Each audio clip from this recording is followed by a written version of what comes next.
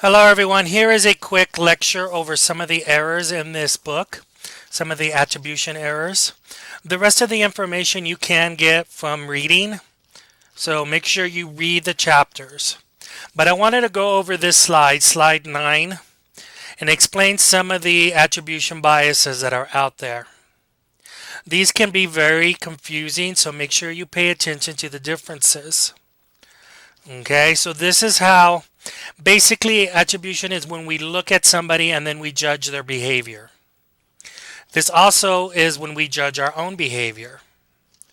But we make either excuses or justifications. Some people may see them as excuses, other people will see them as justifications. The first one that I want to talk to you guys about is the fundamental attribution error. This is where we judge the other person's behavior on their internal personal characteristics. We ignore the other stuff, the external situational factors. Okay? An example that it gives you here is that when we look at somebody's behavior, we usually assume it is part of the internal, the personal characteristics. So when somebody does something, you hear, somebody killed somebody, we right away assume well, they're a murderer, they're a bad person. We don't have all the information, so we just make that assumption. You murdered somebody, they're bad. Well, you ignore the external. So the external could have been maybe they were attacked first. Maybe the murder was a result, it wasn't a murder. Maybe it was self-defense. But you don't look at that external self-defense part. You just look at the fact that, oh, they caused somebody's death. It's murder. They're a bad person. Okay? The next one is actor-observer bias. This is a tendency to attribute our own behaviors to external situational characteristics while ignoring and underestimating the internal. So this is where we blame others instead of our own shortcomings. Okay? You may be, let me think of an example here. No, the only one I can think of. You are a procrastinator. You put everything off to the last minute.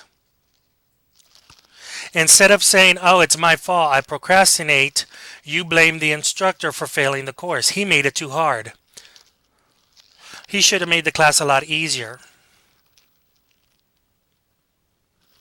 So it's because the class was too hard that I failed the class, not because I procrastinate and do things at the last minute. So we blame it on an external factor instead of our internal.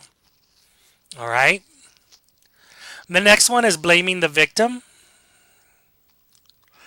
This does coincide with the just world hypotheses. But blaming the victim is just like it sounds. We blame the victim for the misfortune of having caused the problem. They caused it to themselves. They should have taken steps to prevent it. So this ties into the just world because, we believe the world is fair and therefore people get what they deserve. One of the biggest ones that we see this is women who get raped. Maybe they're victims of sexual assault. Well, if they weren't dressed the way they were, this wouldn't have happened to them. Maybe she shouldn't have been at the bar drinking and dancing provocatively, So they blame the victim instead of blaming the real purpose. Okay? Speaking from experience, I can tell you right now, I was in the U.S. military, in the Army, and our sexual harassment training was a video where they told women, they didn't tell men don't rape. They told women don't get raped. So they were saying, woman, if you go somewhere, make sure you travel with a buddy. Make sure you don't put yourself in a situation where you can be raped. So basically, they were going to turn around and basically the message is they're telling the women, this is your fault that this happened to you. If you hadn't been alone, this wouldn't have happened to you. If you hadn't drank, this wouldn't have happened to you. If you hadn't been dressed this way. So that's what blaming the victim is, okay? It is a bad thing. We all do it right away. It's horrible. Please be aware of this one, okay? The next one is hindsight bias. is to overestimate one's ability to have foreseen or predicted the outcome of an event. This is like, if I had known then what I know now, blah, blah, blah. Make sure you read over that. But nobody can predict what was going to happen. Nobody knows what's going to happen.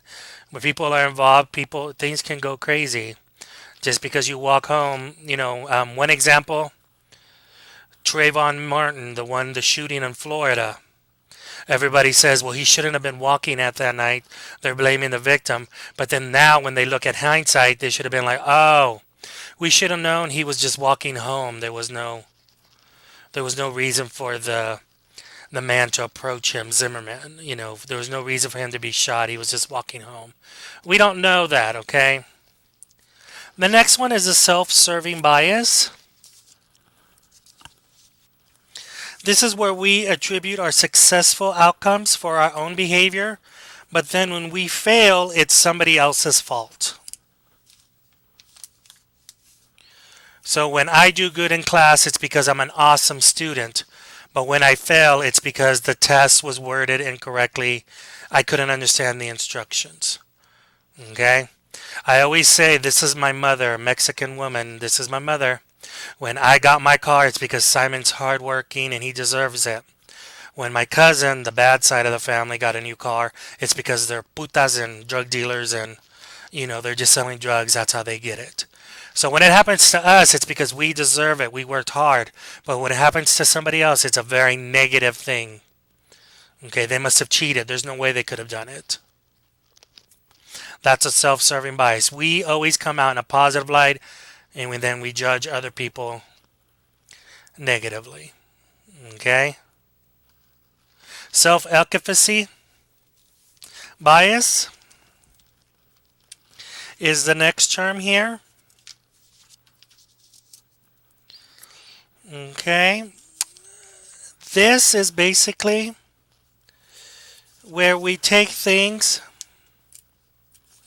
Oh, where did I put it? I dropped my notes, sorry. Don't be judging Simon. He just dropped his notes. I don't remember what this is. Good job. I should delete this part out. But now, I'm going to leave it for y'all because then you all can hear me talking and trying to mumble. I can't reach the paper. I'm too fat. Just plain. I'm not fat. Some of you are laughing. You better not be laughing. This is where we believe, the belief that peoples have their ability to meet the demands of a specific situation. So this is a feeling of self-confidence. Okay? So this is the tendency to blame ourselves for the failures for internal personal reasons and then downplaying the successful ones. It's like just saying, I just got lucky. There are people who this way, you tell them, great job, you did well. And they're like, oh, I just got lucky with this. They downplay their success. Oh, I just took a wild guess and I guessed right. Instead of just, some people might think it's modesty. Some people might think they're just being humble, but it's not. It's just that they downplay. They have a low self-esteem. They have a low self-confidence. So even though they studied and did well, I just got lucky. Woo. Instead of just saying, I did good, I did well. Okay? So these are the attribution errors that I wanted to talk to you guys about. Hopefully this video will explain some of the differences. If you guys have any questions, please let me know. The rest of this chapter you can get by reading the chapters. So make sure you read them, okay? If you have any questions at all, please let me know. Thank you.